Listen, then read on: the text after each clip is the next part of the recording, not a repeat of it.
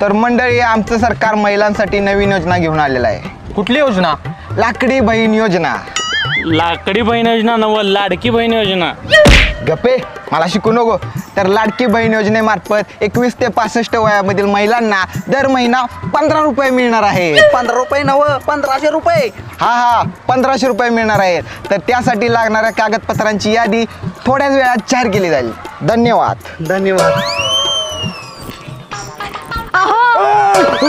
अगं जरा हळू ओरड की. ऐकलत का? नवीन योजना आल्या. कसली योजना आल्या? लाडकी बहीण योजना. त्यामध्ये 21 ते 65 वय असणाऱ्या बायकांना 1500 रुपये मिळणार आहेत महिन्याला. काय 1500 रुपये? तुम्ही